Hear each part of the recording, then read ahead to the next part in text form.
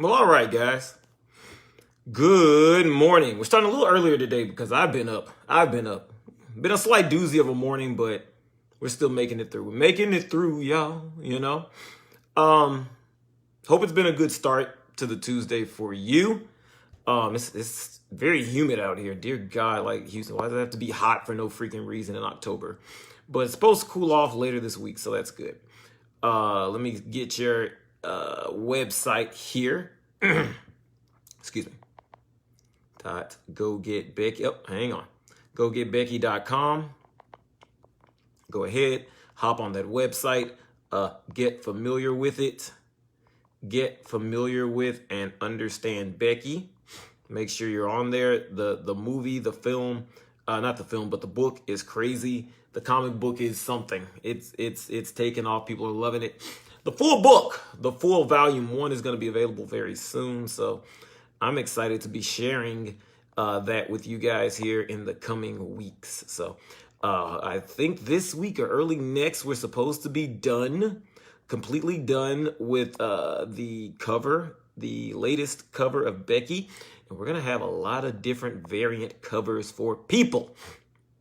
Excuse me, we're going to have a lot of different variant covers for people. Which cover do you want? And we're going to have some cool Becky socks as well. We're going to have some cool Becky socks to drop off for people as well. So you guys, here, wait, let me see if I can find these dang socks here. From my damn socks. These right here. People have been purchasing them. I wear them all the time. They're very comfortable. Make sure you get some of those. You want to make sure you got some of those pairs of Becky socks right there. Make sure that you got the right ones. So lots been going on. A lot's been going on over the past 24 hours. My God, there was a great Monday Night Football game. And then out of nowhere, the Raiders decide to fire freaking this John Gruden, because it turns out that, you know, a couple days ago we talked about how he was, well, really yesterday, didn't we? Yesterday we talked about how all those coons came out in support of John Gruden. Oh, well, we know him. That's not the man I know. Blah, blah. Well, clearly you don't know the man very well, because now they've released tons of other emails now. Apparently there's been a leak of tons of other emails. John Gruden is disparaging the social justice efforts by the players. He said specifically Eric Reed should have been fired. He referred to Michael Sam, the black player who was gay, as a faggot. Which you can't do. He called Joe Biden a pussy and all sorts of stuff. So they've decided to fire him. They've decided to go ahead and let him go, which I found to be very, very, very interesting, because at first, when it was just, he's making a joke about a black guy, that Players Association guy, he's helping those black players. We don't give a damn about DeMaurice Smith. But then he came out against all these other people. Then it's a problem, And to be fair, included in this second leak was John Gruden specifically disparaging efforts for black justice. So, I'm not saying those first emails absolve him and that he shouldn't have been fired already, but he did, unlike those emails where he could kind of misconstrue them to say that it was a joke about black people, these were not jokes. Saying that players should be fired because they're standing up for social justice issues for black people, that's not a fireable offense. That's not a fireable offense. He thinks that they should have been fired. So, and Booger McFarland, welcome to 2021, where freaking Booger McFarland had smart things to say on Monday Night Football during their broadcast the other night. He correctly pointed out that, you look at the NFL on the field, they got end racism, they got we stand together, social justice. This flies in the face of what they're trying to do. So it would make them, it would destroy their credibility, what is this on my damn shirt? It would destroy their credibility of their commitment to those programs if they were to do that. Oh, it's just a little bleach. I guess it got bleached or something. I don't know. I don't know what happened there. It's fine. But Booger McFarland correctly pointed out that it would destroy the credibility of the NFL even their scant looking promises. You know what I'm saying? Even their scant promises, like even those as shaky as they are, that would fall if they held on to John Gruden. You know, CNN here. Let's see, where's that story here? CNN here has they actually made a good point, I thought. Where is it? Because you got to understand how these were leaked. What typically happens is, they'll focus on who leaked them. Did they have a grudge? This was not a personal leak. These emails came out as a result of a completely separate investigation related to sexual harassment in the Washington Redskins front office.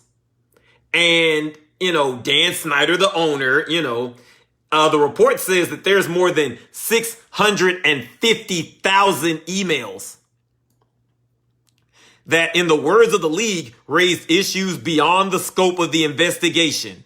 One issue was Gruden's message to the Washington team's president. So there's a bunch more issues. So people are now asking what's in those emails, and it's just the beginning. Don Van Natta, a longtime NFL observer, correctly pointed out the only documents from the NFL's inquiry of a toxic workplace inside the Washington football team are John Gruden's emails leaked days after being found. No report, no findings, no emails were released by the NFL about its inquiry of Dan Snyder and the Washington football team.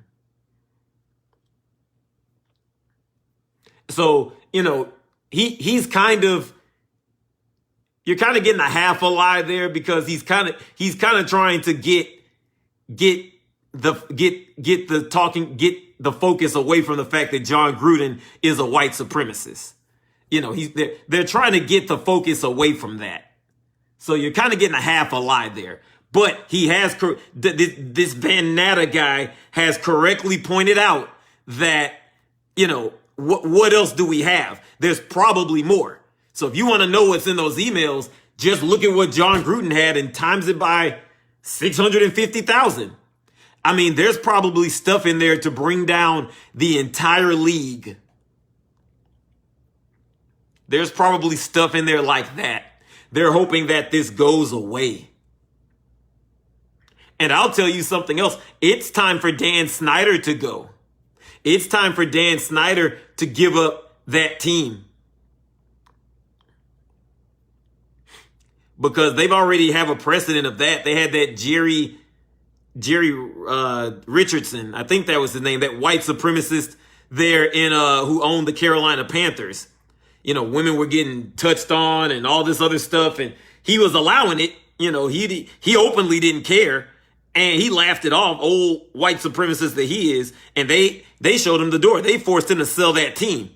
So the NFL has done that before. So they need to there need to be a few more firings of some white supremacists in the NFL. That's what this story tells me.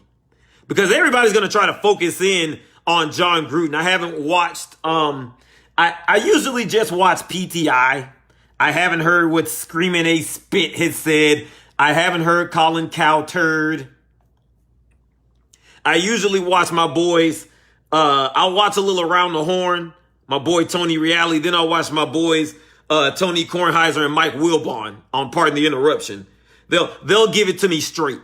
They're the only two on ESPN. There's a reason they're still on there. There's a reason they had to do that documentary for them. Because they're one of the few that'll just give it to you straight. But I digress. But that's what's going on there. That's what's going on. And I'd say it's more of an entire culture. This goes back to Al Davis. And then here come Raider fans. Well, Al Davis wasn't racist. Look at all these black coaches he hired. Well, look at all these black coaches. I have a black friend. I have a black friend. That's the NFL equivalent of I have a black friend. I can't be racist. Don't tell me just because he let a few black folk around the facility. And if you talk to some of them former players, it wasn't that damn long that he let them around, okay? That don't mean Al Davis had his heart went pitter pat for black folks. Get the hell out of here. Get the hell out of here with that mess. Al Davis loved John Gruden, and Mark Davis, his son, his ridiculous offspring, loves John Gruden as well. He didn't want to fire him. He didn't want to fire him. Mark Davis, the story goes, he did not want to fire him. So it was either Gruden just resign. Make it official, resign, please. That's pretty much what happened. I mean, that's what was going on.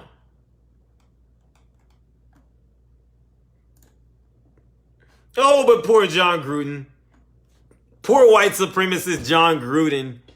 Apparently, he had just finished building a $4 million home in Las Vegas before losing his job.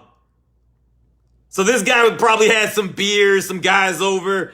I made a joke about some black guy. It's fine. He's partying it up at his new house with his white supremacist pals. Goes into work Monday. Gets fired on his day off like black people do. Ogun, this white supremacist bastard just finished building his nice house, shown the door.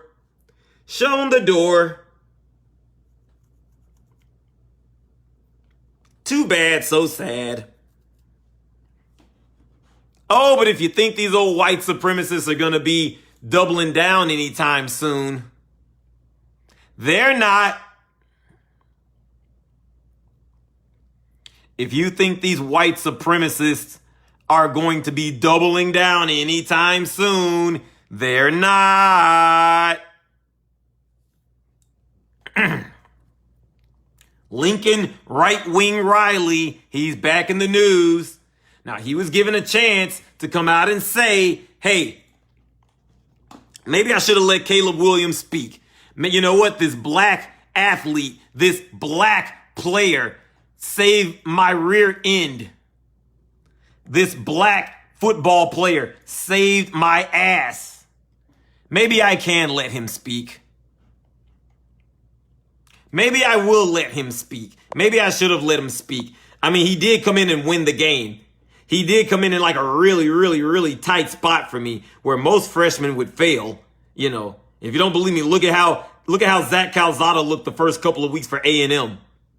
Okay. Now, Caleb Williams didn't need those couple of bad weeks. He came right in and he was ready to go. So for anybody trying to diminish what he did, understand that, you know, the QB that just beat Alabama, he needed a couple weeks to do that. If Caleb Williams was the quarterback at Texas A&M, oh, well, they're probably going to in cruise control to the playoff. But no, old stinking Lincoln, he doesn't want to acknowledge the talents of black men.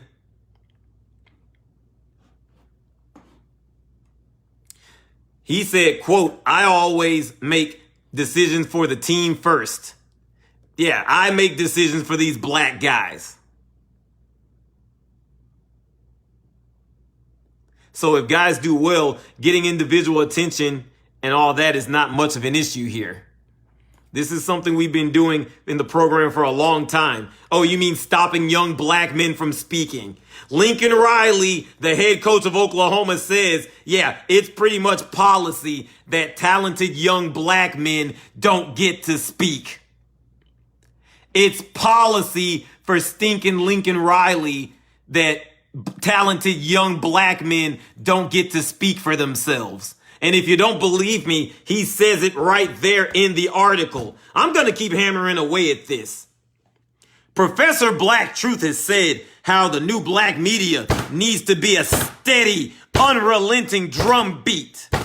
And you better believe we're here doing it every freaking day. We're going to hammer away at this bastard. So that's something they've been doing for a long time. And as you can see here,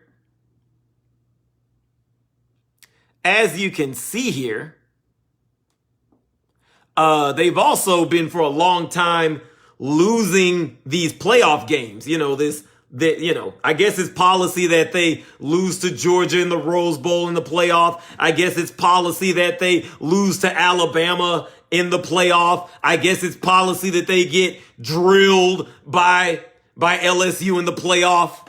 I guess that's policy as well. He says, quote, "It's just not something that we're going to change in the middle of a season or after the game. I'm not going to make adjustments." And judging by his record in the playoffs, yeah, we see that you're not making you don't make adjustments. He correctly called that out. You're not making adjustments here at all whatsoever. So that's old stinking Lincoln Riley. That's what old Lincoln right-wing Riley feels. He's right here telling you that it's pretty much program policy that talented young black men who saved my ass during the biggest game of the season, they're not going to get to speak. We're not going to give them their due. I'm going to stand up here and speak. Now, you saw the post game. He got to speak. I'm going to sit here and talk about how great I am, but this young black guy, who actually did the work, we're not going to let him speak. So, young black men considering college football teams, just so you know, it's pretty much policy at Oklahoma that young black men do not get to stand up and speak for themselves. It's pretty much policy there that young black men don't get to speak for themselves. Don't believe me. The coach is telling you that right there. The coach said it. I didn't say that. The coach said it.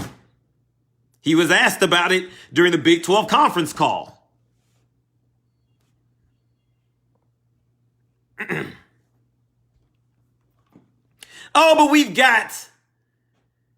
there is some things that still make sense in this world. The great state of Texas, Governor Abbott taking a stand. Taking a stand for Texas, for liberty and freedom. Governor Abbott, my governor, orders a ban of all COVID vaccine mandates in this state. Thank you, Governor Abbott. As a business owner, I like that Texas continues to be friendly for business.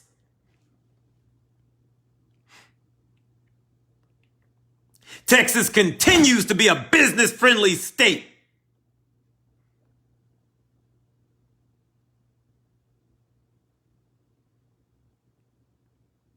He even says in the order that, quote, vaccines are strongly encouraged for those eligible to receive one, but they must always be voluntary for Texans. Thank you, Mr. Governor, for standing up for freedom and liberty. Well, stand up as best you can. You're in the wheelchair there. But this is what I'm talking about. My governor. Permanent interests. We don't have permanent friends.